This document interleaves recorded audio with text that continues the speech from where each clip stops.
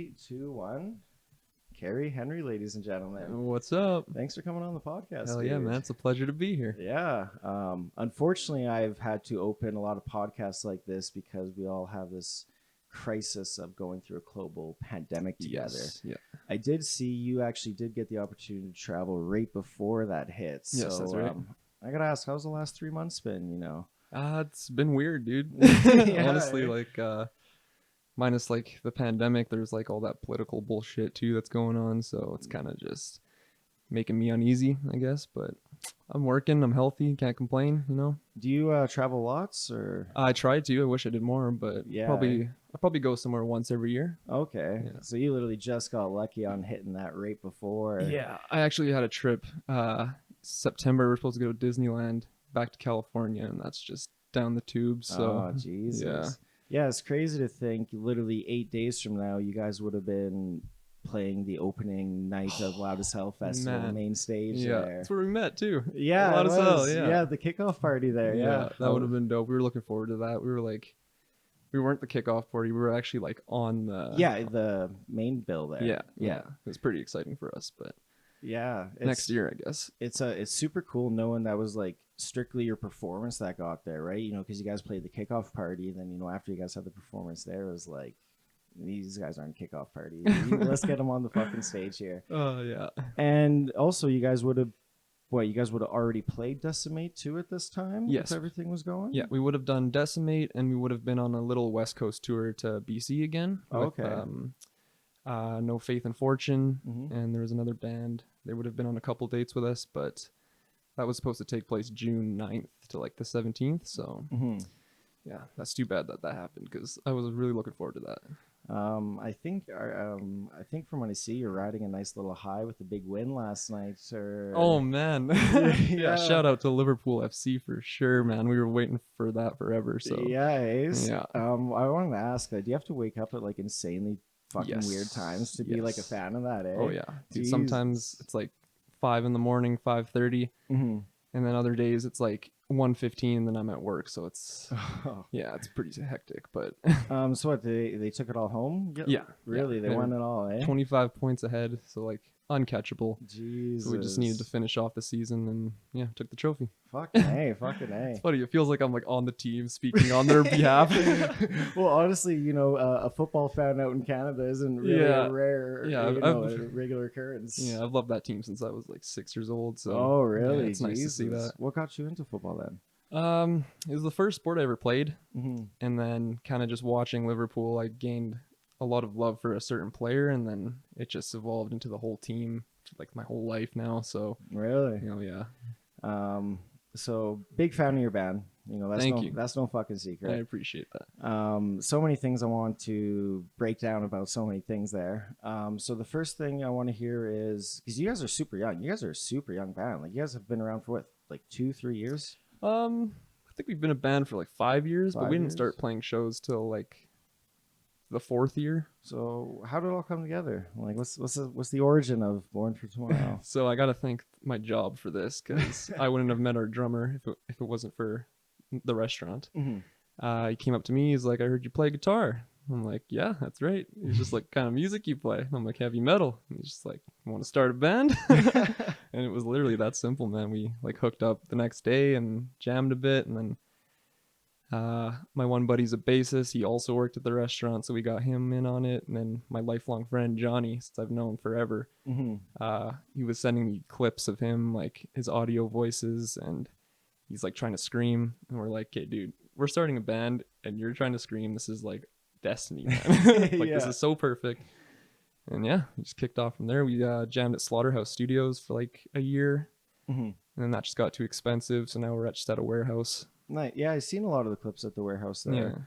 I also seen, in May there, you guys said, working on a lot of stuff, a lot of big announcements. What can you, say what you guys been working on? What are you allowed to say, I don't think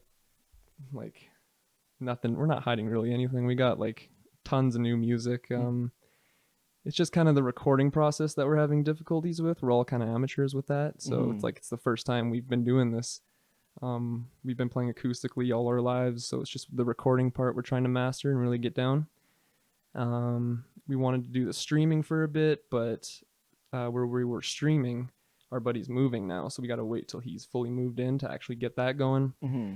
So we're kind of just in a rut right now and just kind of waiting for things to play out and just to play shows again. Are you guys all like self-produced and recorded then? Yes. Oh wow! Yeah. Because the production on your guys' first album is really good, actually. Thank like you. I was quite, I'm not. I was really surprised, listening to it. I didn't know what to expect. Right, it was really good.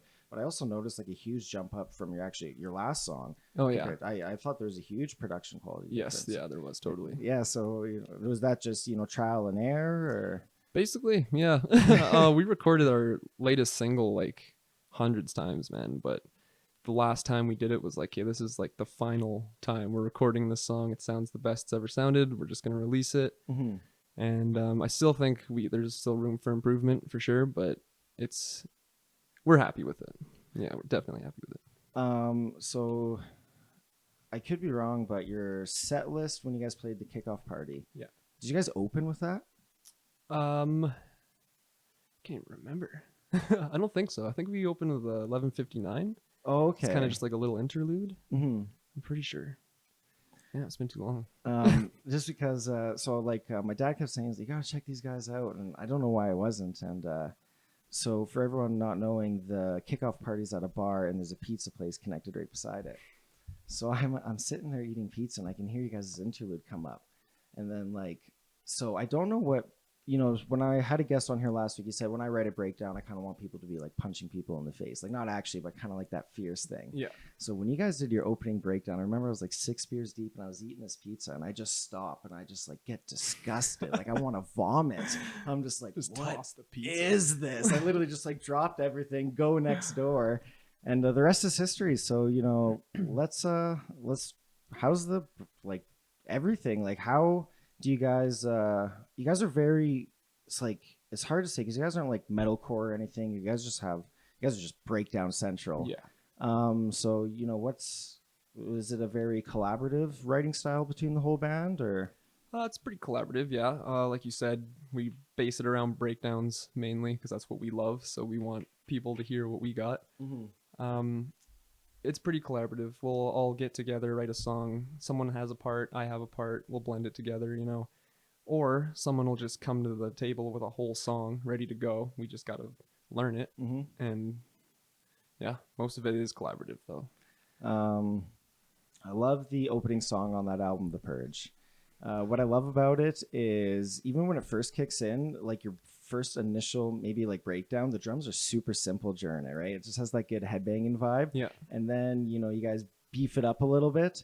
And then you just go into this verse that's just da-da-da-da. So, just what was the writing process behind that song specifically? The Purge, holy. That was a while ago. Yeah, eh? So the thing is, we wrote that album probably like a year and a half, 2 years before actually recording and releasing it. Mm-hmm. And I don't know, man. I don't know how we wrote that song. We have a lot of inspiration from like different bands, so we kind of have we like to have input of different genres, not just kind of the deathcore breakdown kind of vibe that we're going for, but we kind of like to spread it out. And I think Purge is a good example of that. Like it starts out heavy, and then the verse is kind of a little more tame, I guess you could say, and then there's always just going to be a nasty breakdown, like in all of our music, like no matter what. Listening back to that, the song The Breakdown, love it, especially because when it actually gets to the main breakdown of it, you guys do like an extra like bar before it like initially hits there, which is super cool. Do you look back at that little vocal part right before that breakdown hits and think anything else, or like his kind of call out thing? Yeah. I think it's so badass. It is. Yeah. It was his idea. Mm-hmm. I fucking love it. I think of it all the time. Yeah. How was your first haze or something? Like, was that because when I was in the studio with my old band, when it got to like collaborative haze or anything like that, it was like the most hilarious, awkward thing at first, right? Yeah. How was your guys'? Because I guess you guys were very all self too, so you maybe didn't have that pressure of producer eyes are always watching you guys, right? So how was that process then? Well, I mean, there's times where someone will bring something up and it just doesn't float with some of us, like certain parts were just like, it doesn't really fit. and we played a couple times, and it's just some of us will, as long as like the majority likes it, then we'll roll with it. It doesn't like kind of sucks if one person doesn't like it, but eventually they'll grow to like the part that they didn't like in the first place. What do you mean by haze? Sorry. Oh, sorry, like group vocals. Group Oh, vocals, right? yeah. Yeah. Was that on the album? Oh yeah. Oh fuck, You got some haze on there. you know for this sure. music Oh, better yeah. than I do. Fuck, That's funny. I remember recording it and then Mhm. listening back to it some parts, and we're just like, nah. I honestly don't even remember going with it, but Mhm. So, how long after when you guys recorded your latest single then? 'Cause that's been released for what, a year now? yeah, just over a year now. So I guess 2 years. Okay. Yeah. What was the decision to use the intro for that album the same for that single? That was made by our drummer, and we thought it was sick, Mhm. and we thought it was just a good kind of anticipation build for that song. Because I don't know, we didn't just want to hop into it. We wanted kind of something eerie and creepy, Mhm. to kind of build into it. And he whipped that up, and we all liked it, so I just threw it in love there. the bass line real quick before it hits in. Oh yeah, man. It just hits beefy. Yeah, he's got a sick tone for sure. So then, going into the recording of the latest single there, what were you trying to maybe do like different compared to your last one? Like, do you guys, have like a formula you try to follow, or is it really just what you feel and what you like and everything? Pretty much what we feel. So comparing to the first EP, I noticed in my sound I wasn't as full as I could have been, and my quality just wasn't there. So I just kind of stepped that up, and we used 2 guitar tracks for this single instead, Oh, okay. which I should have done on the EP, which I didn't. Yeah. Yeah, I just wanted to beef it up a bit more. Same with everyone else. Jake was always happy with his drums. Yeah, it was mainly just tones, like working with bass a lot for sure to get us kind of dialed in. It sounds super full compared to the album. I agree. That's what I've noticed. It's very full. It fills a room and everything. Yeah. It's awesome that way. Sorry. So what kind of what tuning do you guys play in? We play in drop C. We started in drop C, and then we worked our way to drop A, and then drop A sharp, and then we went all the way down to G. Oh. And then G is the lowest we've gone. Our singer wants to go lower. Our bassist doesn't. I'm kind of like, whatever. It sounds good no matter what. So I don't think we'll go higher than C. Even back to C. I don't know if we'll do that. Or you play 6-string? Yeah. Wow. Yeah. Hey, those are kind of rare in a band like yours. Yeah, I know. What do you play? Like type of guitar and everything? It's a Ibanez RG. Nice. Yeah, it's just I've played Ibanez all my life, so I kind of just stuck with that, and all the RG series that are coming out now, it's just I can't swap to any other guitar. They're just so sick. So when did you start playing guitar? when did I start? So I started playing bass when I was 13, and then kind of got that down. I was classically trained on bass, so then there was no distortion, obviously, and I kind of wanted more kick out of it, so I moved to a 6-string electric, and then when I was like 14, I started actually playing guitar and learning some chords and songs and all that. Yeah, I mainly played like Rage Against the Machine because that's like a really good starter for a guitar player. Yeah. Sorry. What about like covers? Like, have you guys ever thought about maybe a cover for Born for Tomorrow? Or I've been saying let's do covers for so long. really, Our first year, all we did was covers. We had Parkway Drive covers, August Burns Red. Fuck yeah. And then our first show, it was a whole cover show. So that was pretty fun. But I've been wanting to cover, I've been saying like, let's do Rage or something, like a pop song. I don't care. Let's just cover a song. People will love it. And Yeah. I don't know. We'll see. Maybe eventually. Yeah. Did you guys have like were you guys planning on maybe debuting a new song live or anything for the upcoming shows that you would have performed? Or yes. So we were gonna do the streaming, and then we kind of had some technical difficulties with the sound. We were gonna kind of debut some new songs. We have a song called Taking Names that we can't wait to show you guys. Sleep Awake, which we've played a couple times, but we want to get that out there. Yeah, we just got so much music, man, and got no one to show it to. Yeah, I seen you've been just on Instagram. Sleep Awake's been there for a long Yeah, time, it has actually. been, yeah. Right? I remember you seen it. I'm like, holy shit, this is like over a year ago. You know guys were what? doing We this. opened with Sleep Awake. Now that I think about it, The Thursday night out loud there. as hell. Yeah. Oh Yeah, Jesus. it was Sleep Awake. What were your maybe expectations going into that show? Because I was actually like a really good turnout for that night. It was, That yeah. was a banging night, actually. Yeah. We were expecting a good turnout because it was loud as hell. So we're like, this is gonna be good no matter what. Mm-hmm. But when we walked into the bar, it was like, oh, maybe not. Yeah. The stage was like right there. It was like this high off the ground. Yeah.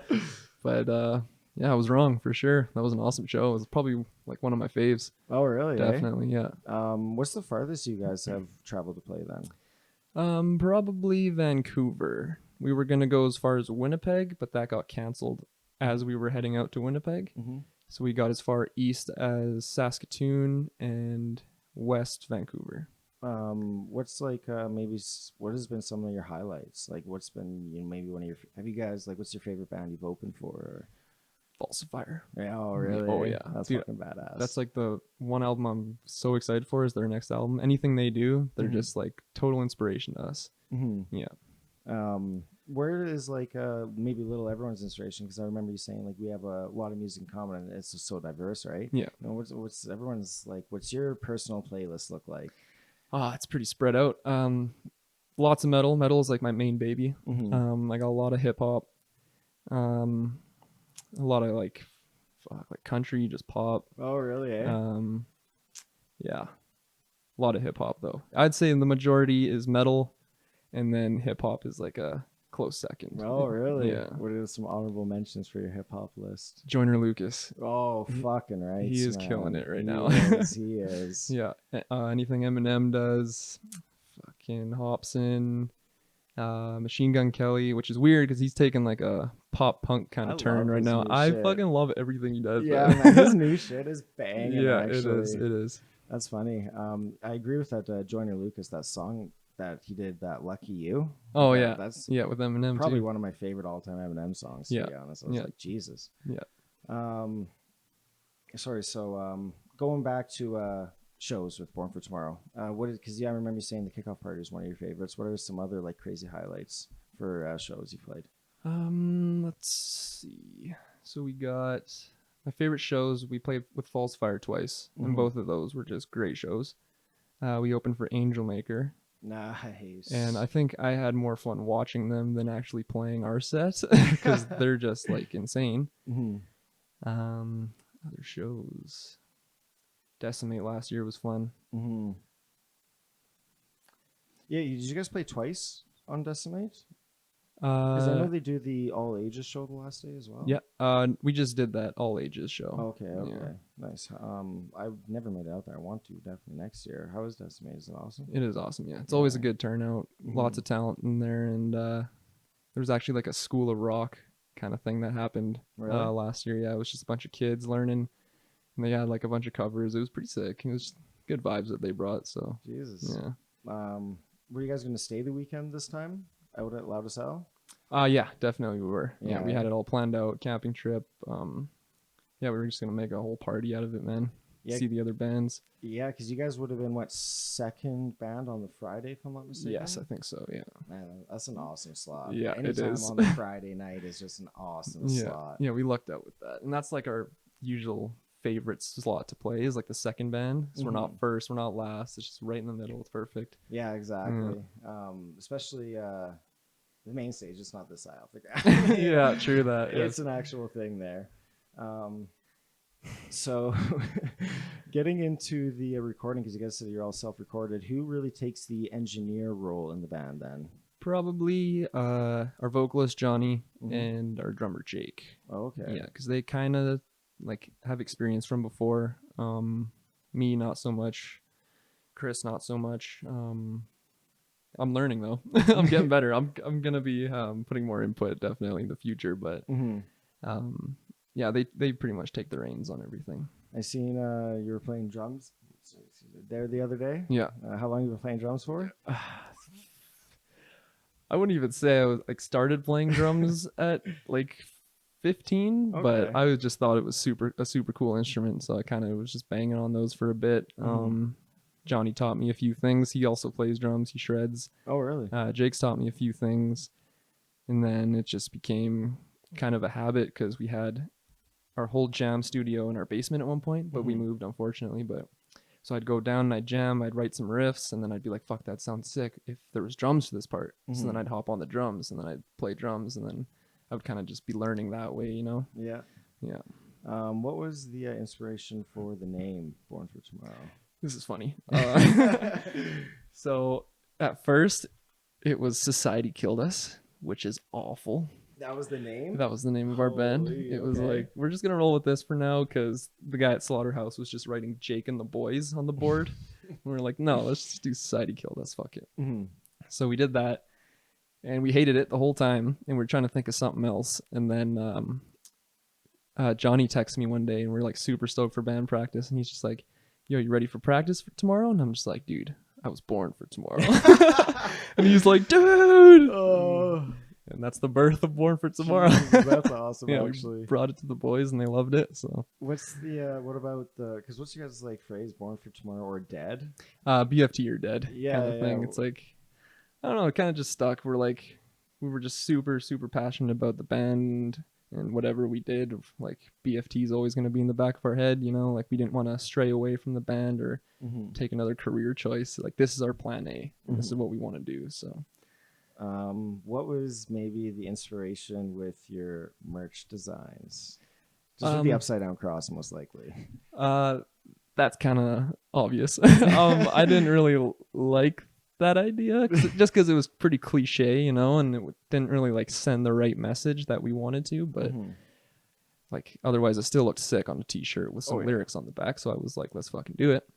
A lot of the artwork though is done by Jacob's girlfriend, who is she does a lot of the artwork. She did the single cover for Love, Drugs, Saints and Sinners. Nice. That whole thing was done by her. Couple of the graphic tees, actually mostly all of them were done by her. Oh wow. Yeah. Have you like got any maybe public remarks for wearing? Because I've gotten fucking. What have you got?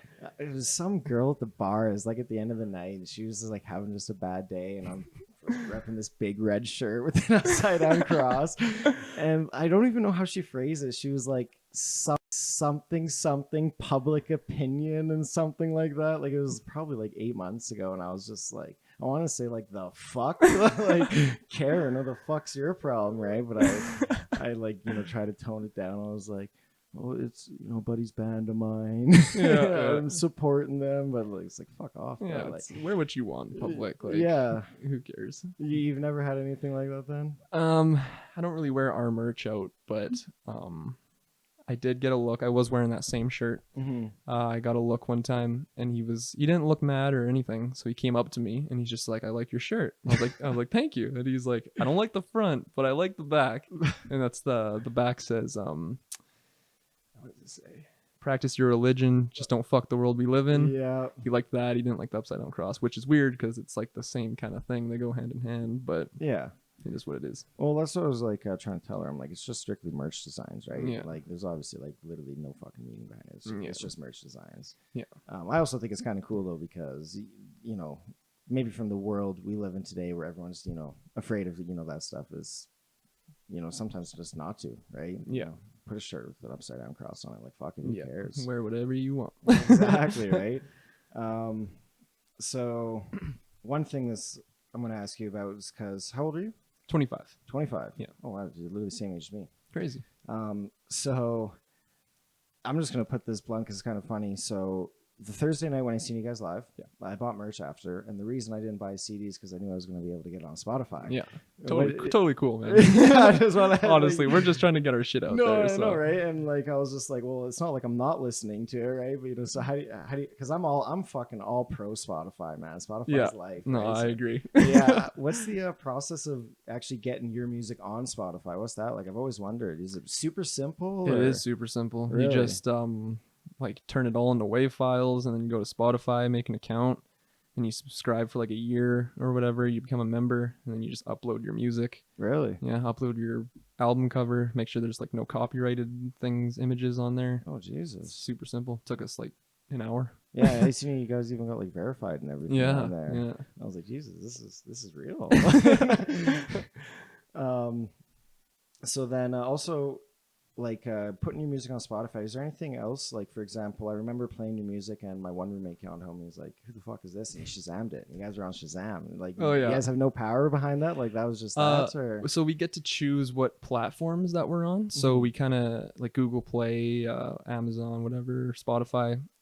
You can choose all of them or just 3 or just 1. And Shazam is one of them on there. So we just chose all of them. Like, why not? It's not just going to be on Spotify, you know? So that's cool. Yeah, so it's on Shazam. Yeah, it was funny when he Shazammed it. It was like literally the first Shazam.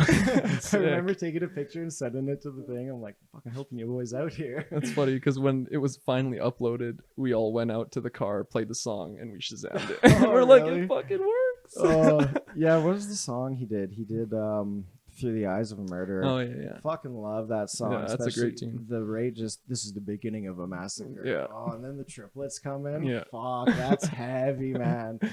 What is your? I'm gonna ask again because I don't know if I.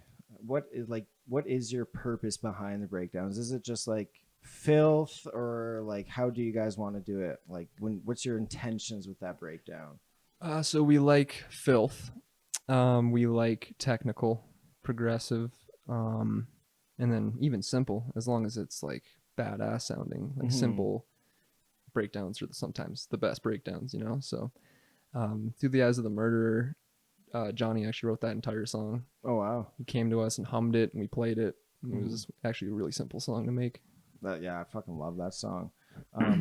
It's so funny how each song, like, even though like the definitely element of the band is the same, a lot of the songs are super different. Even to holy fuck, it's the song right after I remember. Oh, Scum of the Earth. Fuck. Holy, it's been a minute since I heard that song. Actually. Yeah, that's an awesome song because it's so groovy, like the first half, and then it gets super heavy.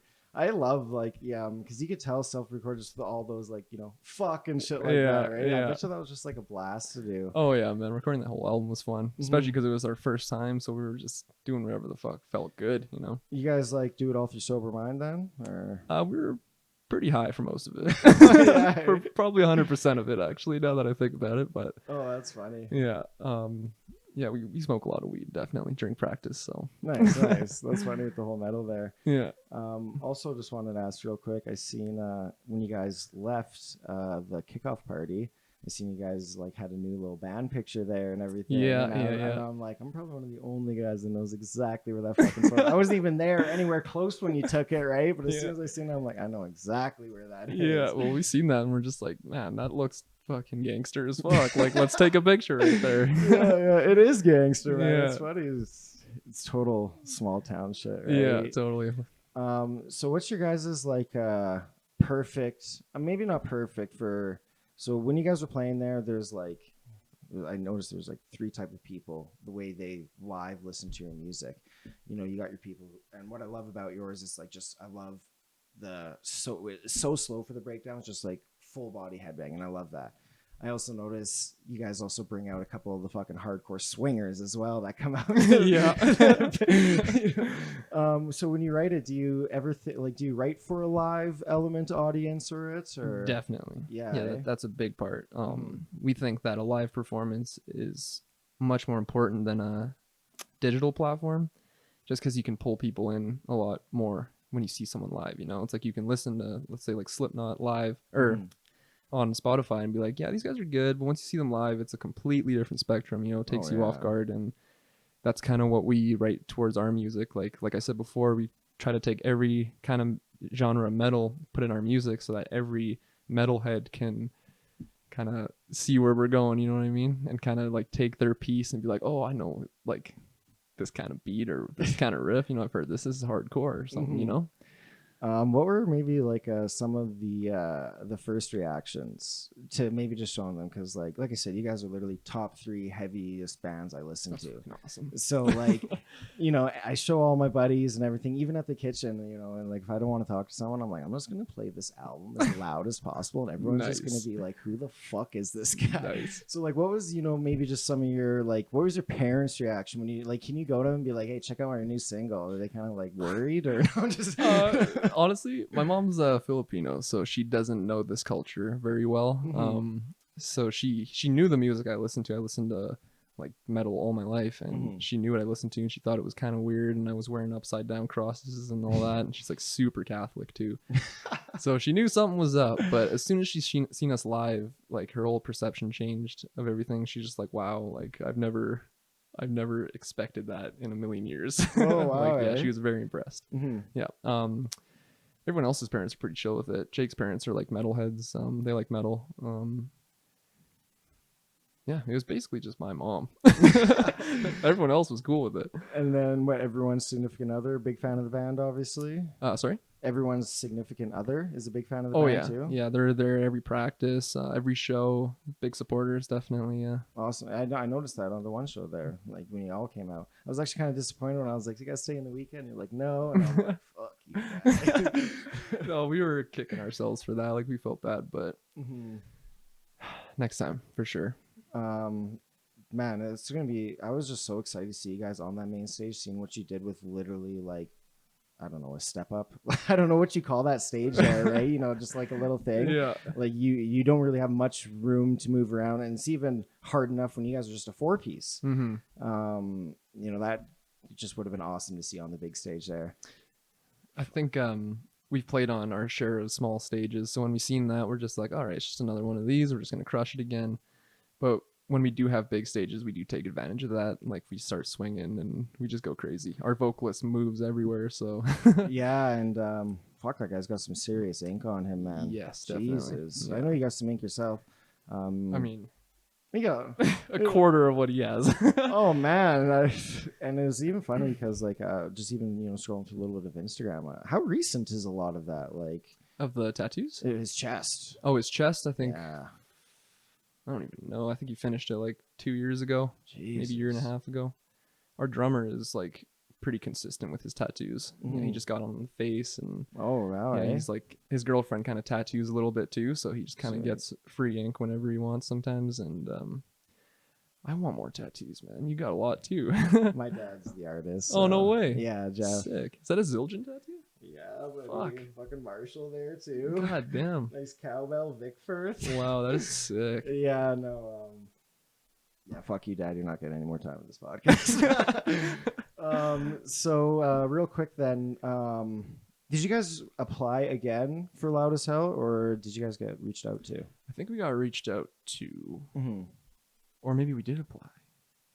Either way, we were gonna apply. Yeah. So if we didn't, then we got reached out to, but if not, we applied. No, I was fucking straight adamant about that. I'm like, Born for Tomorrow. Fuck, Dad. Like, wait, it has to happen. Now that I think about it, I think someone did reach out to us and ask us to come back, and we were like more than happy, obviously. Fuck, that's too bad. What are some of your like honorable mentions for maybe other local bands you've, you know, just got your eye on, or maybe seen, worked with, you know, opened a show for, played shows together with? We've played with Gutter King. We're pretty close with Gutter King. Haven't seen him in a while because of the circumstances. Yeah. But they're great. They got sick breakdowns. A lot of talent. Grant is a hell of a drummer. Like, he's absolutely insane. Yeah, we're just like really close with them.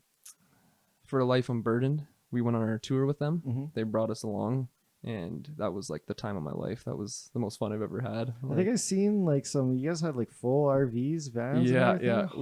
We had like a Holy. little 1990 RV, and then they had a whole school bus, and Jesus. yeah, we hit the road with that, and yeah, those guys are fun. Lots of fun. How long was the tour there?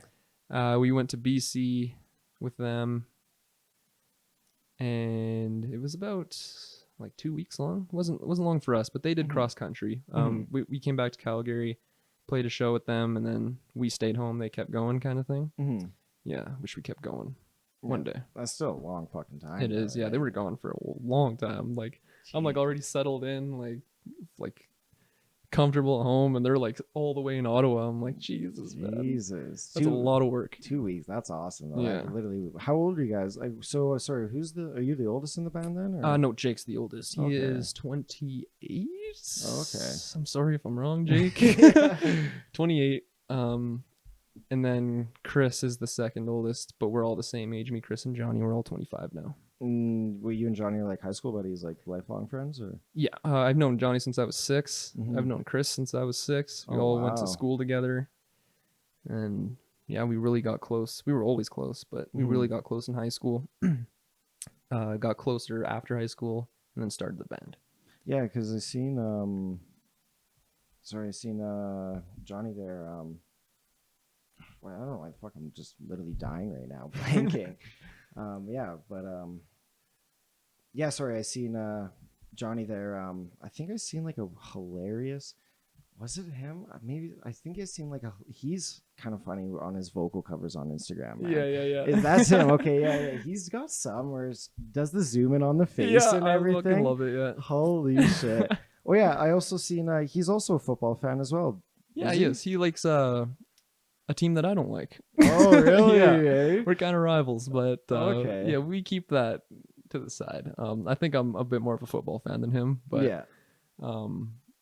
yeah, we both play. We've played all of our lives. We play on the same team together for a long time. So yeah, we share a lot of same interests for sure.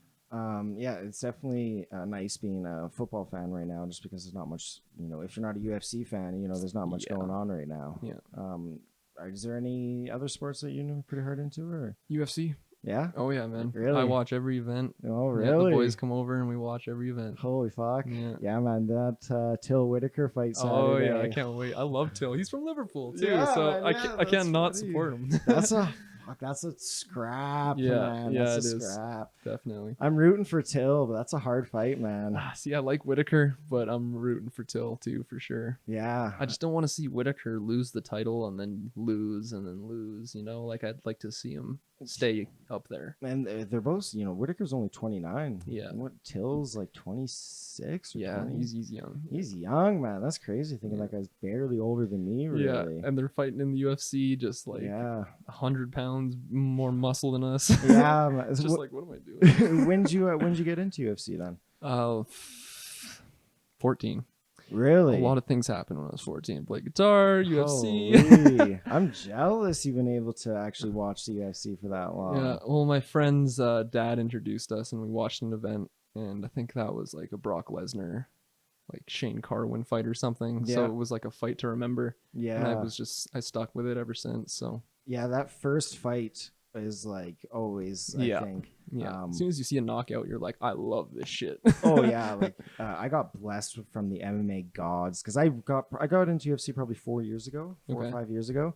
So the very first card I watched, and this isn't even a fight that say it's, because I know people are gonna be like, oh, there's the Conor McGregor card, but the co-main event was Robbie Lawler versus Rory McDonald. God, That was the very first UFC card I legit watched. I got blessed with literally the greatest fight of all time. That was probably like one of the best fights ever. And then that's probably also my favorite Conor McGregor fight as well. Yeah. That's a fucking awesome McGregor brawl, Wait, actually. That night, who did he fight? Chad Mendes. Yeah, Fucking that Chad was piecing him up Yeah, on the ground with yeah. those elbows. I was nervous for Connor that fight. Yeah, are you a big Conor fan? I am. Yeah. Really fucking guy. You're not? I can obviously respect him. I'm not biased. The guy's good, but defend a fucking belt or something. Yeah, no kidding. I hear that for sure. No, but he's obviously like he's fun to watch. Obviously, I love to hate him. It's kind of that thing. Yeah, right? yeah, You yeah. know, I've obviously cheered for him before, but yeah, I don't know. What about the Mayweather fight? Were you like on the Oh, I won Mayweather some side? money on that fight. Oh, did you? Oh, just a bunch of fucking idiots, man. They're like, "Oh, McGregor's gonna win." I'm like, if it was in an octagon, obviously, but Yeah. fuck off. Yeah. I won quite a bit of money on that. Nice. But I was actually cheering for McGregor just because I'm more UFC dominant than boxing, Yeah, right? I me was too, like, yeah. I'm just on the UFC side here. Yeah, we actually just had that crazy card go down. Not the fight night, sorry. Big UFC 252 there. Masvidal versus Oh, yeah, Usman there. yeah. That was a good fight card. Real quick, because there's a lot of controversy on the Volkanovski Holloway there. Who are you cheering for? Who'd you have?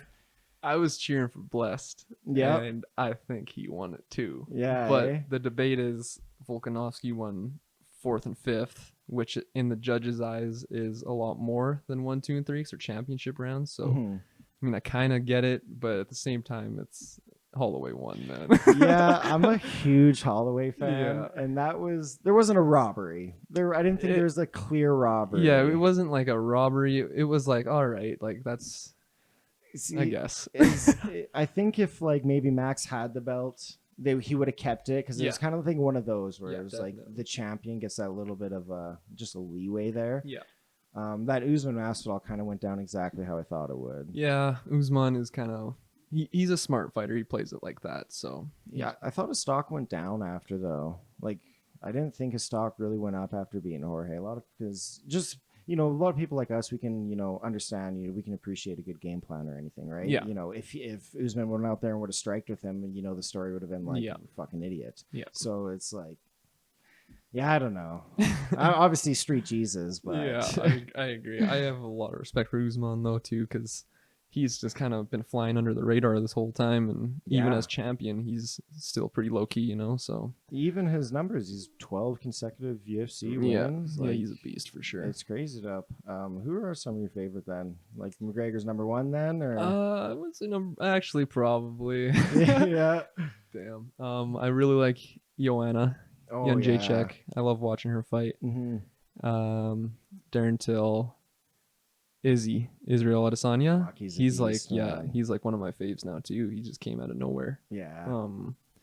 Except his last performance there. Yikes. Man. Oh yeah, yeah. He almost got Yikes. knocked in the first, didn't he? Fuck, man. Like the only and I don't both at fault there, right? Yeah. Romero wasn't thrown to, but it's like you talk all that shit about Whitaker and his fucking Romero thing, and Yeah. man, I know MMA math doesn't work, but fucking yeah, that was. I'm no better, honestly. I hate to say it, but my favorite fighter is probably TJ Dillashaw. Oh, That yeah, fucking yeah. steroid No, he fucked dude, out. yeah, he's actually like amazing, but He it's is. what he did was kind of shitty, but Yeah, his style is unlike anyone other. I love his, man. Because after that, Rory won and Connor won. The next fight night was Cruz versus Dillashaw there, right? That's So, when he won, right? The title. well, that's when Cruz took it back off Dillashaw Oh, okay, there.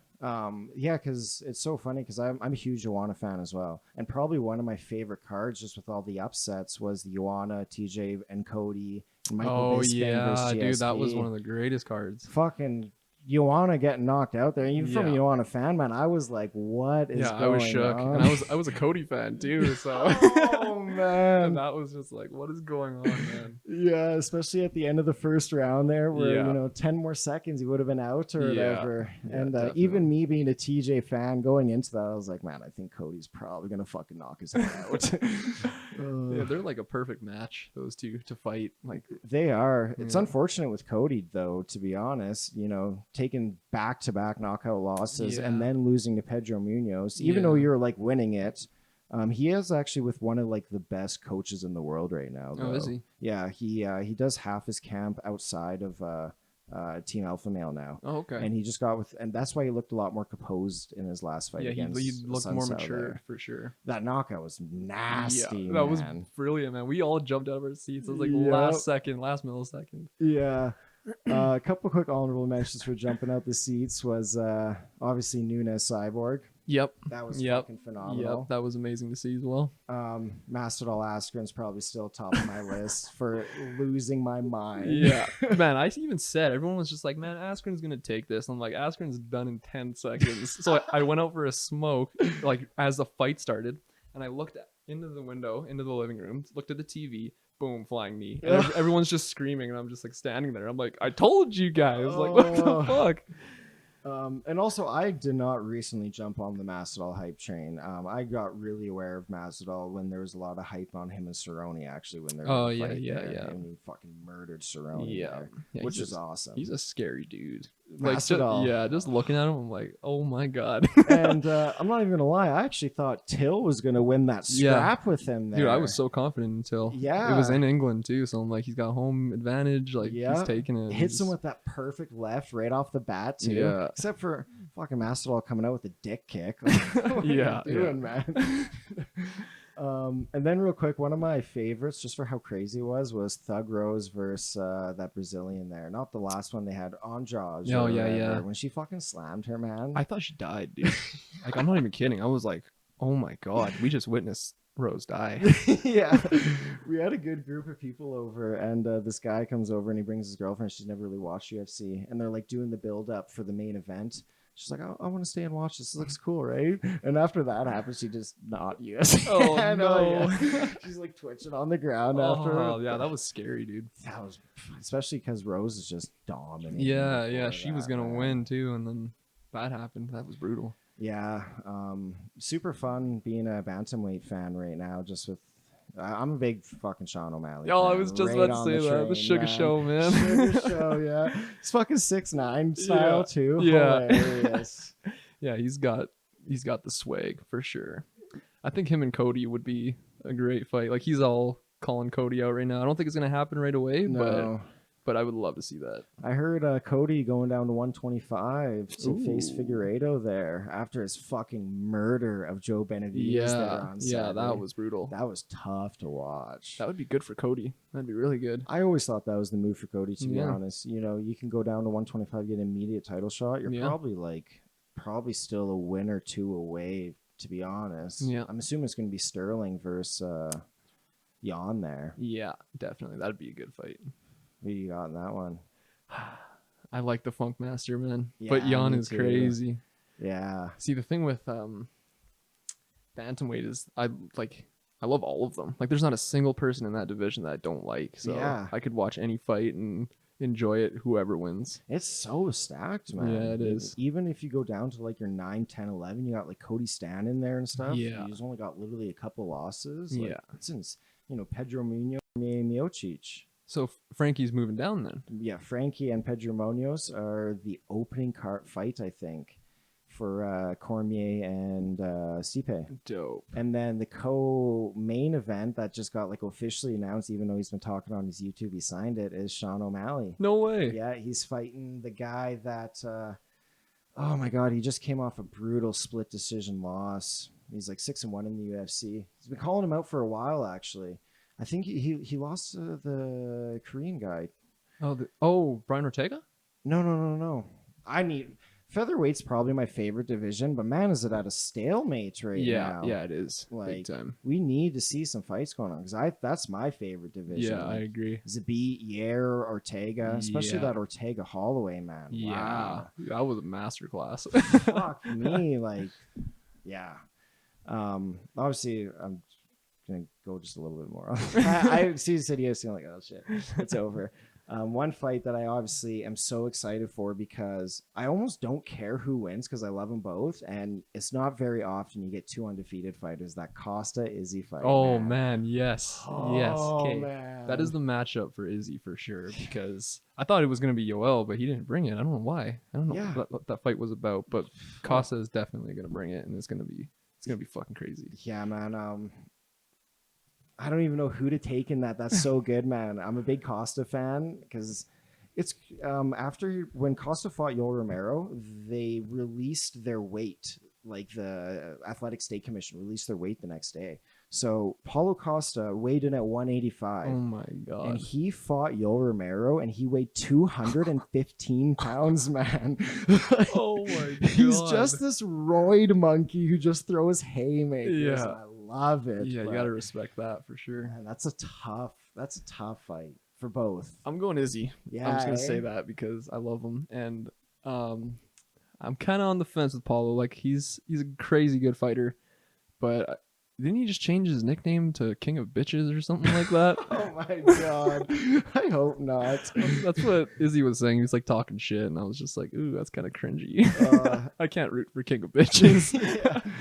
Even his fight with Yoel Romero there, Yeah. that was the weirdest Yoel Romero. I thought he would get punched. He's like sticking his tongue out and Yeah, stuff. I'm yeah. like, what the fuck? Yeah, he's just like, I don't know what he's doing.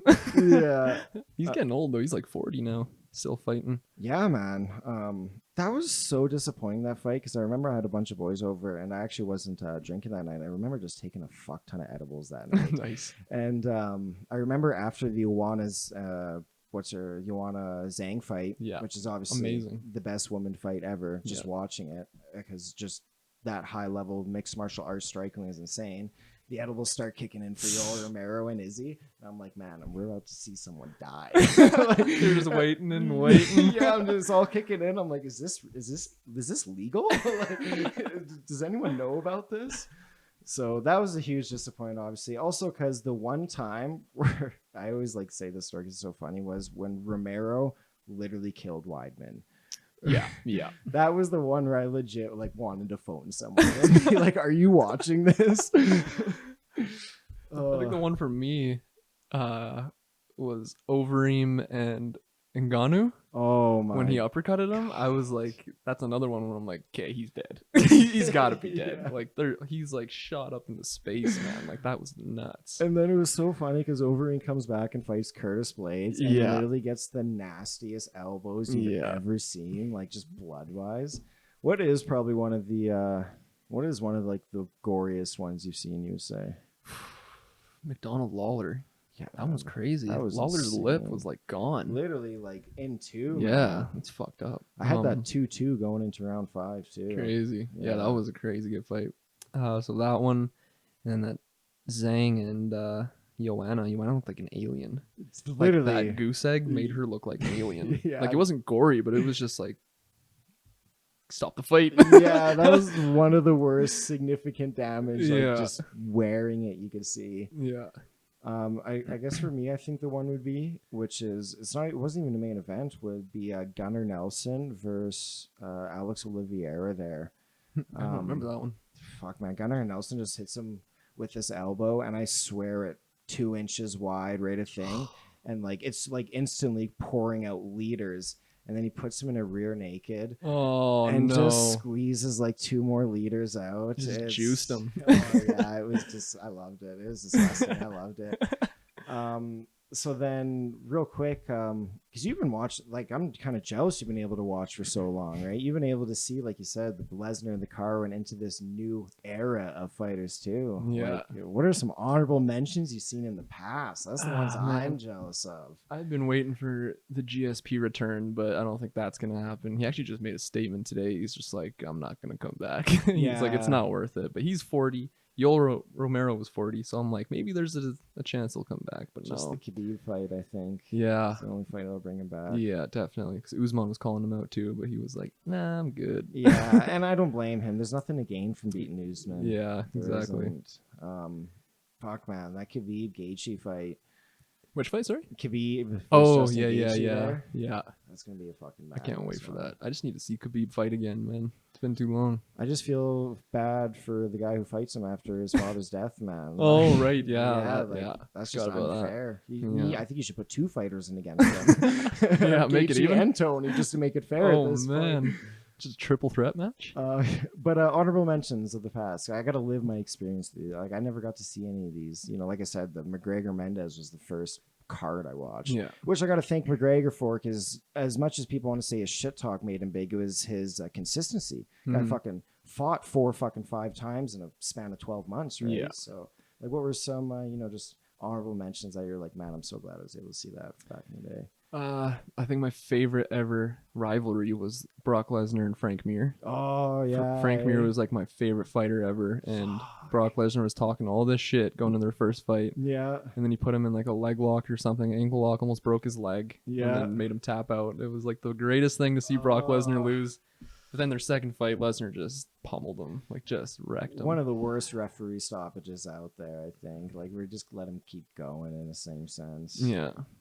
Yeah, I wish I was there for that era, because when I got into it, I kept asking people, like, what are some fights I should watch? And one of them was that one. They also mentioned Carwin and Lesnar there. Yeah, that was a good one. Especially because Carwin was just destroying him, just gassed himself out. Yeah.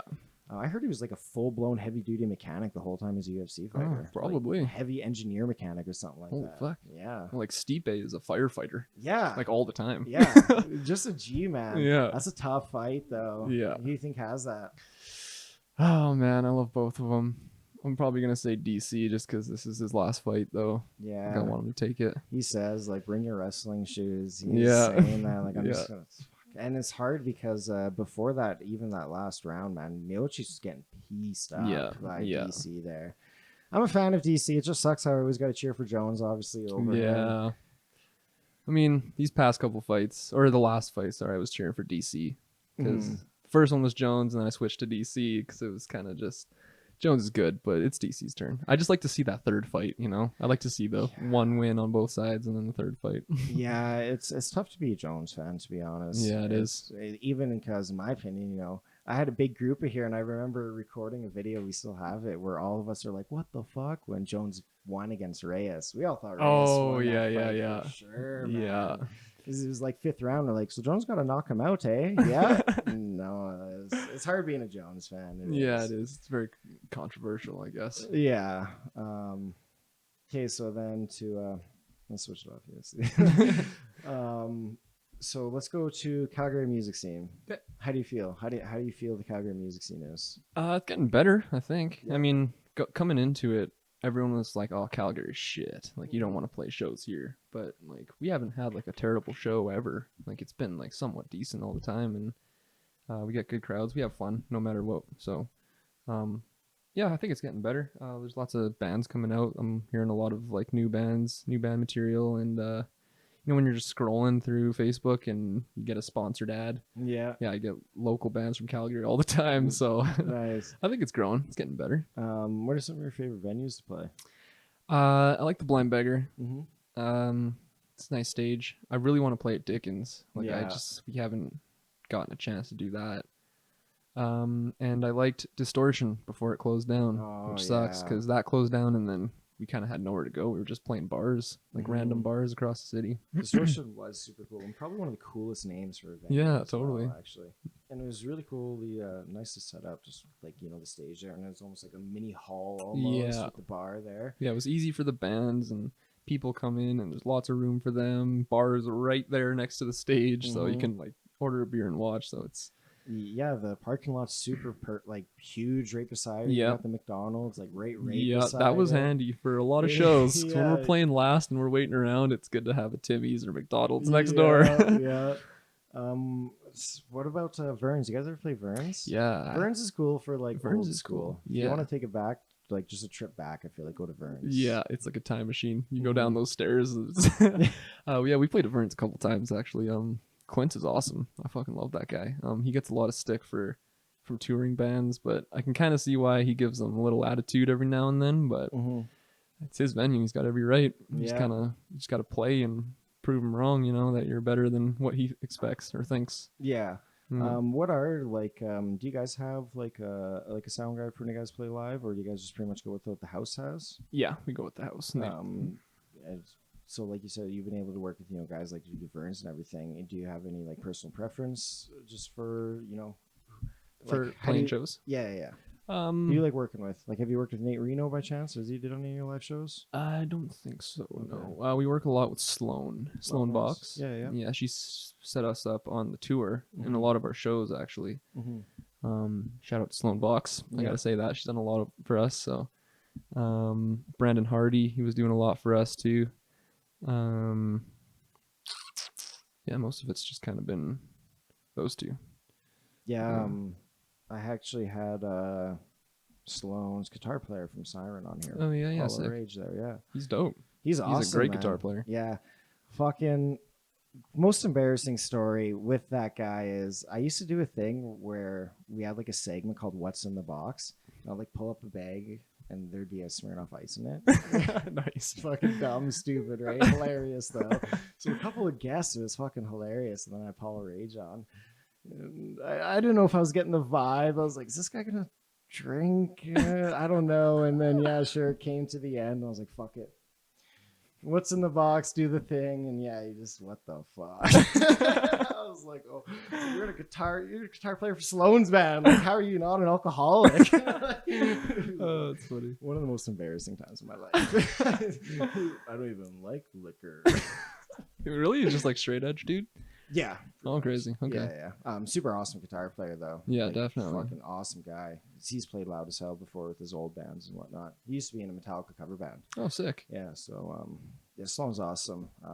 She just recently got an Iron Giant tattoo. Oh, no way. Yeah, and the Dope. creator for the Iron Giant like commented like, "This is sweet." Oh, and shit like that. sick. Yeah, Wow. That's awesome. yeah. How did you get in touch with her? I think she kind of reached out to us a little bit. She needed an opener, and she was kind of friends with our promoter at the time, which was Brandon Hardy. Mm-hmm. So they kind of teamed up for, I'm pretty sure that was the Angel Maker show. Mm-hmm. So they were both at that show, and then Sloan seen us for the first time, and I guess she was impressed with us, and she kind of just, was inviting us back to shows every now and then, every time a band came through, and Mm-hmm. she's a great in to have. Like, Yeah, she's huge for like the local promotion. Yeah, for the definitely. Calgary scene. she's doing a lot for sure. Especially just in the last couple of years, right? Yeah. Because she's actually also super new into it, if Mhm. I'm not mistaken. Same with Darian. Yeah, Darian. Yes. Darian. She's pretty new, I think, into the promoting scene, but she's killing it too. She's doing Oh, a lot of okay. work. Yeah. And that's in like the Calgary local scene there? Yeah. Awesome, Yeah. awesome. I think Tooth and Nail Productions. That's Oh, okay. Scott from. Fuck! Don't hate me for this. They're sick too. What are they called? Oh no. Fair enough, fair enough. He's an insane guitar player though, like tech death metal. Oh, really? Yeah. Widow's Peak. There we go. Oh, How did I Widow's forget Peak. that? I'm Jesus, so yeah. sorry, Widow's Peak. You guys are dope as fuck. Yeah, yeah. No, we've had Widow's Peak play Loud as Hell tons of times. Yeah, I they're wanna say dope. 2 or 3 times. Has that ever because who are you? We had Legion was going to headline Loud as Hell this year. Heard of Crazy. them? Yeah, I've heard of them for sure. Really? Yeah. Well, I never fucking heard of them before. I haven't heard their music, but I've Yeah. definitely heard the name. Funny. So when you look at festivals like that or even Decimate, it's probably cool. Maybe working with bands like Widow's Peak or something where you see them. What are some of your what are some of the bands that when you look at that you're like, oh fuck, even this band's gonna be here? We've tried to get Angel Maker Loud as Hell for years, I promise. They're just always wanting to tour everywhere in the world, Yeah. except for Drumheller. Yeah, what the hell, man? Come with Galactic Pegasus one day. Or not, they're not Galactic Pegasus. Carcosa. dude. Carcosis. I got Andrew Baina. He's only doing a Zoom one because I can't get him here because of the pandemic. I got Andrew Baina on next week. Crazy. Yeah, man. That'll be fun. Yeah, because I've seen Galactic Pegasus 3 times. Crazy. I've seen him once when they actually were the 5-piece. Yeah. Because they had a different singer there. Yeah. And then actually when they played Loud as Hell, it was like 3 days before their singer had the kid. So they just did that 4-piece. Oh, crazy. And I didn't know he had a kid. Crazy. not Andrew Baina. They had like another singer. Oh, like their old singer. Yeah. Okay. So okay. that was kind of like the origin of that was before. So they're like they played Armstrong, and then we had him at Loud as Hell like 2 weeks later, and the original singer had a kid and had to like dip out, Mm-hmm. so they just did the 4-piece with Johnny singing, Okay. and it was just so good. And after that, they're just like, we kind of want to do this, and then they completely laid to rest Galactic Pegasus. Have you heard the Yeah. new Carcosa? Oh yeah. Oh, Dude, yeah, it slaps. Oh, dude. Those guys are dope, man. Yeah, man. I actually just pre-ordered some of their merch yesterday. Oh, nice. Yeah. Fuck. I should get on that too. It's actually going to be like the only merch I have where I just don't know what the fuck's on it. Like, it's just like, does that say Carcosa? Is that branches? What the fuck? It's sick. Like, So sick, Yeah. man. They know what they're Johnny's doing. phenomenal, too. Yeah. You follow him on social media? I do, yeah. Yeah, his singing. Yeah. Is fucking. Yeah, he's very talented. He like shreds guitar too. He screams like a motherfucker. Yeah. Andrew's actually like a really big inspiration for me. So it's pretty Really? cool that he's gonna be on your show next week. Yeah. Yeah. Andrew Baina. Yeah. Yeah. Andrew's fucking awesome. Yeah, I watched like all his YouTube videos. Andrew, fuck, I love you, Doug. Yeah, man. Yeah, his like all his gear intellect is very helpful. He- and his It's music tuned knowledge. down too, and he always is talking about free plugins and everything, Yeah, right? yeah, I agree. He's also just an inspiration because he really played that line of like wanting to do YouTube and having a full-time job. yeah. And really hit over that curb of quitting your full-time job and Yeah. doing YouTube full-time. Yeah, I'm super stoked to have it. Yeah, Carcosa's fucking slaps, Yeah, man. I can't wait for that shit to come out. Those are literally the 3 heaviest bands I listen to: is Carcosa, you guys, and fucking the first album from Bring Me the Horizon. Those are Wow. the 3 fucking heaviest shit I listen to. Well, much respect to you, man. 'Cause that's a fucking hell of a compliment. Yeah, man. That's awesome how you're actually like familiar with the boys from Galacticus and Yeah. Pecos and all them. Yeah, we played a few shows with them. Played one in near Vancouver, Surrey, BC. The first time we met them, they fucking killed it. They liked us too, and then we played with them in Calgary again. I liked them even more seeing them the second time, and they did us like the same. So, So you seen them when they're a 5-piece then, or for no, there was just four four of of them. Yeah, I didn't see the fifth member. Okay. Oh, so you've always just seen with the 4 members. Yeah. Nice. Well, yeah, I guess because when they came back to Loud as Hell, they fucking played. Oh yes, Thursday. Yes, I remember all this now. It's crazy how you remember like the days, like the Wednesday and the Thursday. I'm like, I swear that was like a Saturday or something. I can't even remember. the show you guys played with them a lot in Calgary. Yeah. No, I know because it would have been I swear it was like it was the Wednesday. I want to say because just with some behind the scenes, just with like Loud as Hell. Oh yeah, Obviously, yeah. when you sign, we don't want you playing Calgary the night before you guys play here or something, right? Yeah, so yeah. It would have been like the Wednesday or something. Oh, okay, that makes sense It wouldn't then. fit in the clause there. All right. I assume I don't know anything. Stop listening to Father. Yeah. So, really, what can we expect? Like, when are we going to hear some new Born for Tomorrow at this point? Like, you guys been pretty quiet recently. We have been, and it sucks. It sucks. Well, I'm just at home jamming, and I even just have like my own song that I wrote ready to go, and I got nothing to do with it. Everyone else has like something going in the works, and we're just ready to go, but we have nowhere to jam right now. Like, see, the thing is, I don't have an amp. Well, I have an amp. I have a cab. I don't have a head, so we can't go to the warehouse and jam till I get one of those. And then we can't go to our hobbit hole. We call it a hobbit hole. It's just like a basement where we record and do all the like in-ears kind of stuff. Yeah. That's in our drummer's basement, and he's moving. Oh, okay. So we can't go there either. But he should be set up by August, so we should be back in like the studio mid-August. Fucking A. Yeah, and writing, recording again. You guys plan like doing an EP or an album? Probably. How do you feel about the two? Do you like it when bands release 12 EPs over fucking 7 years, or? As long as they give me something. I honestly don't care, but it is nice to see like a full-length 15-song album, you know? And that's what I really want to do, and we all really want to do that, but at the same time, we're kind of like, let's just put out the 3 songs that we have now that are ready to go on a little EP. So we're open to that. But we also, so if we do that EP, then there's going to be a full length followed like shortly after. I would consider you guys' first release like that's not an EP. You guys consider that an EP or? You guys like I know there's your intro and your outro, but it's still there's 6 songs on there. Yeah. Right? I guess it is an album, but I think we kind of recognize it as a EP. Oh, okay. Yeah, because we were kind of just testing the waters with recording and everything like that. So. Those songs were chosen. We had other songs, but those songs didn't match those 6 songs. So we kind of were just like, okay, this will just be the EP then. Fair enough. What about like I noticed? Have you guys ever thought about maybe taking the step to doing like maybe like a music video or something? Like yeah. So we have kind of like a lyric video for Love Drugs. We did a little bit of filming because we were actually just gonna do a music video for that. But it didn't work out, obviously. So we kind of just made it into a lyric video and took little bits from what we did record. But that is definitely on our minds to make a music video. Yeah. That's probably like just right on your minds. You guys aren't like trying to like. Are you guys trying to prefer maybe like a live shot music video, which is like a bunch of live? Like, do you guys have any, or you guys want to maybe like change the edge, have maybe like a story or something? Do you guys even like talk that far? Or? Yeah, we've live action for sure is what we mainly talked about, but we've also talked about kind of like driving out somewhere like to the mountains, kind of shooting something there. Yeah, we're not opposed to having like a little story for a music video either. I think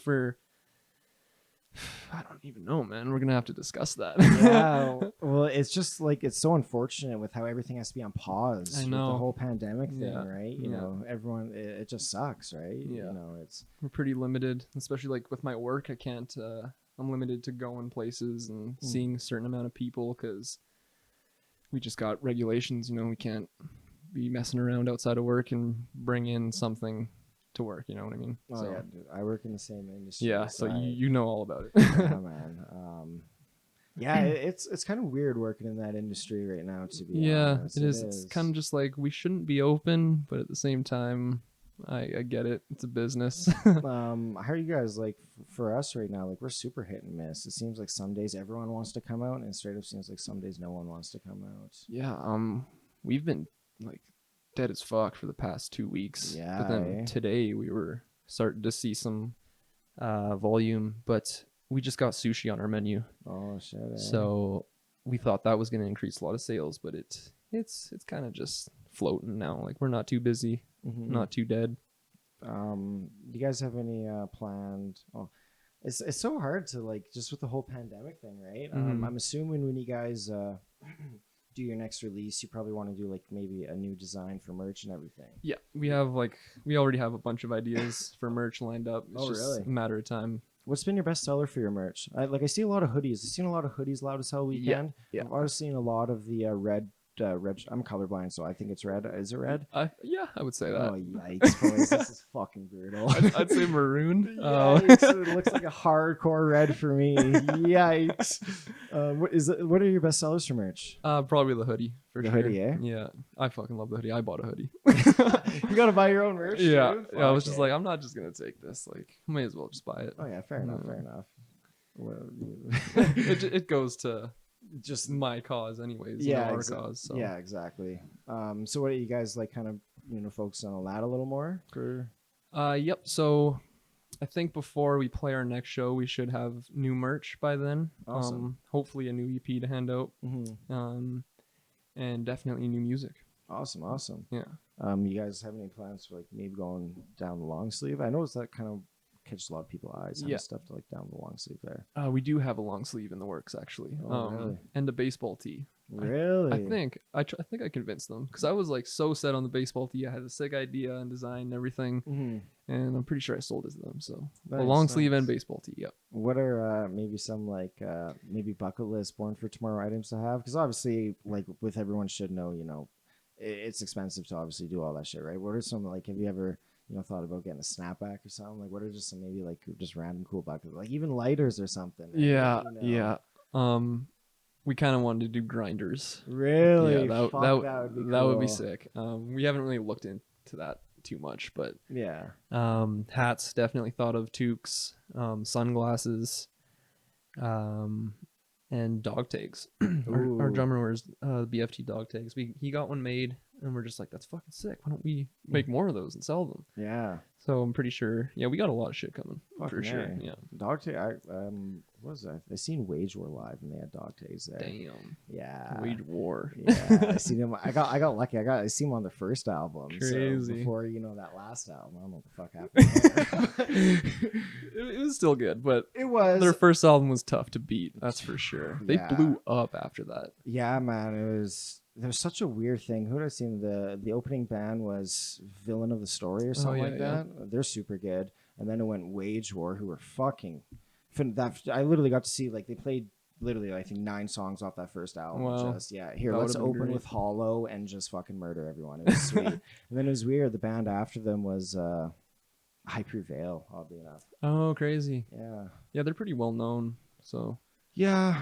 I don't really listen to them, but No, I used to really like him a lot, actually. Like, I got VIP and everything for that show. Oh, sick. Met him, and yeah, I don't know. It was kind of like just the last Wage War album. It was super good. I can't stand that Grave song, to be honest. Not a fan. And it's weird because I have no problem with bands changing. Like you said, I love the new Machine Gun Kelly. yeah. I love the latest Bring Me the Horizon, even though Yeah. it sounds like complete pop. Like, I love Ammo and stuff. Yeah, me Huge too. fan, right? Yep. So I'm not opposed to that changing, but when you go from their first album to what that was, yikes. Yeah. Sometimes it works out. Sometimes I feel like it's like a lot of overthinking too. Like, okay, let's change it up a little bit. All right, how are we gonna change it up? And then Mhm. they just think about it too much. Do or you something. go to tons of live shows? I used to. Yeah, for What sure. What's been some of your favorites? I think the best band I've seen live was Slipknot, man. Oh, The second nice. time I seen them twice. First time they killed it, but the second time was night and day. Really? Just their whole stage setup. They had like a huge demon in the mirror, so you could see the whole crowd reflection. Yeah. And everyone just goes hard, and fire shoots up. They just put on a hell of a show, man. I'm trying to remember because I seen Slipknot last time there in Calgary. Maybe not the same one. The one I seen was with Beartooth. Yeah, I was at Suicidal. that show. I Yeah. was a fucking huge Beartooth fan. Oh, sick. Yeah, They're they killed it sweet. too. Except suicidal tendencies. I'm sorry, I have no idea what the fuck was going on. He's just like running around calling people moms a whore and stuff. I'm like, what the hell? Yeah, I was never into them, but they were interesting to watch for sure. Super just fun to watch. Yeah. It's such a random lineup there. Yeah. Well, kind of. Beartooth and Slipknot really go hand in hand. Yeah.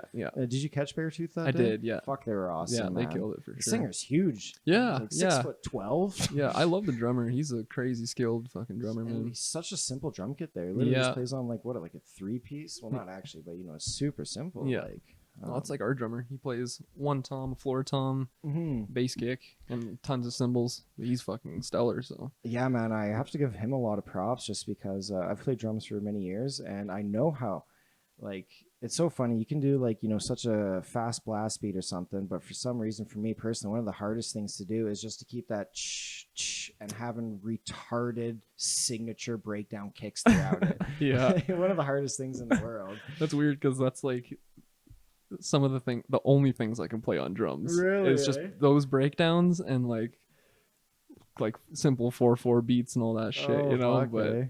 That's funny. That's funny. So when you were going into the studio, how was your first time? Like, was it super easy playing to a metronome for you, or how was that? we didn't play to a metronome. No, we eh? played just straight authentic. Just felt it. Jesus, breaking fucking news, guys. Our latest single, I wanted to record on a metronome. I was like, Mhm. we should do it. It'll tighten us up more. Like, I feel like we're already tight as a group, but Super that tight. metronome will be just that extra step, Mhm. And excuse me. We just played to the metronome and then listened back to it, and it was just like, it's just not, the feel wasn't there. It was so weird. Like it was there, it was on time, everything was good, but it just didn't sound like it should have, Yeah. because we never played to a metronome, and when we did, it was just like, this is not right. Yeah. A lot of musicians cringe at that for sure, not Yeah. playing to a metronome, but fuck it. Hey, Music is expression. hey, you could have told me you guys played to a metronome, and I would have fucking been like, okay, no, yeah, like I wasn't second guessing anything, right? Yeah. Yeah, it's crazy because you're right. It's like that one step next, maybe like taking, because for example, like once you take that step, you're also like one step behind of maybe having a second guitar, monitors, play through, just if in case you have leads or anything like that Yep. for the future, right? Yep. Because you can't really do that unless you are playing to a metronome on stage. I assume. I don't know. I'm fucking No, you're right. coming from a fan perspective, right? So I don't know. Yeah, we've even thought of that, like having a second guitar for backtracks, but I'm kind of trying to learn how to loop, Mhm. so we don't need backtracks Nice. or a metronome. So if I can just play a part, loop it, and then play over top of that, and then just cancel the loop out when I need to, that would that's just another dynamic. It's not having a backtrack. I don't want to say it's lazy, because it's not. It's creative. Yeah. I love it, but it's just, we just kind of didn't want to do that. We wanted to take a different route. Yeah. So we just thought that would be the best way to Yeah. do it.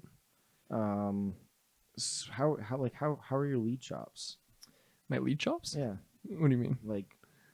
Because I'm like, for when you guys write, like you said, a lot of it, I love the way you guys write for Born for Tomorrow, because you'll get like a breakdown, and then you're going to do like a quick progressive upbeat to really prepare you for the next breakdown, right? Let's double time this or triple time this before we slow it right down. So I noticed like a lot of the guitar work for when you do that is obviously a lot more technical than the breakdown. So like, how is your lead playing for, maybe like solos or something? Do you not add any of that, just maybe due to the style of music you write, or is it because you only have one guitar and it might, just live preference? Or It's pretty much that. If we can't do it live, then we don't do it, pretty much. You know what I mean? But that's why we were talking about like those backtrack kind of things. Yeah, there isn't a lot of solos in our music. Yeah. Yeah. There's nothing wrong with it. You guys, Yeah. you know, it's not missing it, right? But I mean, I'm definitely gonna be throwing more of it in mhm. because that's something that I did notice that there should be more of that, even if it's just like a little bit, you know. Yeah. I just think a nasty breakdown would go good with a ripping solo too. So Oh yeah, yeah, I 100% agree. Right, even if it's quick 4-bar of a crazy solo into something, you know, disgustingly filthy. yeah, I think all of the songs that I have right now on my computer at home have solos actually. So Do you guys use Pro Tools? no, we use Reaper. Okay. Yeah, Yeah, I use Reaper. I just use GarageBand at home and then Reaper at the studio. Okay, nice, nice. Also, one thing I wanted to mention real quick, what I love about you guys is you put on a fuck ton of squeals. I love the squeals. I do too. And what I love is you can hear them live as well. Yeah. Yeah, you know, the squeals are pretty simple. It's hard to really ask about that. The only thing I kind of wanted to ask about is from a guitar player. I know there's like maybe like the fake squeal, not a fake squeal, but super common to just do a 3 squeal, if you know what I'm saying there, yep. right? You know, so I noticed some of your squeals are a lot higher though. How's that all work? I'm just writing a riff and I just kind of go whichever squeal kind of fits that key, either that or the complete opposite, you know, to kind of just throw the listener off. Yeah. Yeah, and it's kind of just been something that I was struggling with as a guitar player for a long time. So now that I can actually pull them off, I just like to do them all the time. Yeah. Yeah. You know, 100%. It's like I kind of feel like, because I've stopped playing. I used to play for years. I've stopped playing for a couple of years now. And it's always like, I was the same. As soon as I figured out a squeal, I would do it all the time. Yeah. And that's why I'm kind of glad, like, I never learned how to sweep. I mean, I'm just going to say that because I was obviously never good enough, right? But I feel like if I learned how to sweep, that's all I would do 24/7. Yeah, me too. Do you know how to sweep? I don't know. That's okay, man. No one else, no one really knows how. It's all fake. I mean, like, I've tried. I've done a lot of experimenting. Like, I'm a self-taught guitar player, so it's kind of hard to teach yourself to sweep, but I know it's possible. So I'm definitely working on just becoming a better guitar player overall. But yeah, it's like I said, it's hard. Like, I went off YouTube videos and covering songs. So at being a young age and then coming to now, and then meeting all these other guitarists that just fucking sweep on stage, man. It's just like, all right, I'm up next.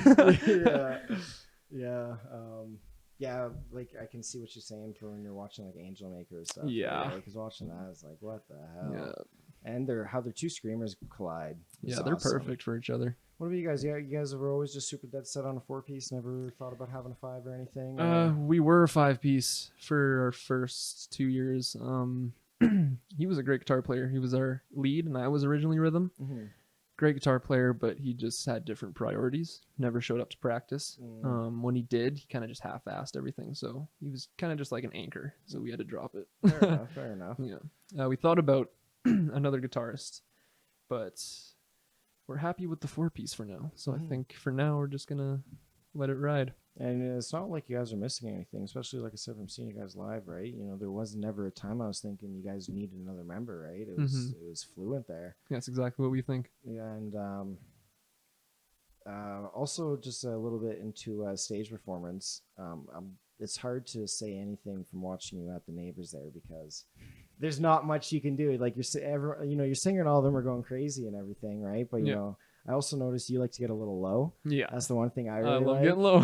Yeah. What's your like? You know, what performances have you seen that maybe inspired you for that? Definitely Falsifier. Because when I seen them, I couldn't believe my eyes, man. It was just like I kind of had a little bit of their stage performance, but I just didn't have the confidence. And then when I seen them actually pull it off, it was like, why don't I do that? Like, why can't I do that? Yeah. So after seeing them, it was just like, I'm never going back.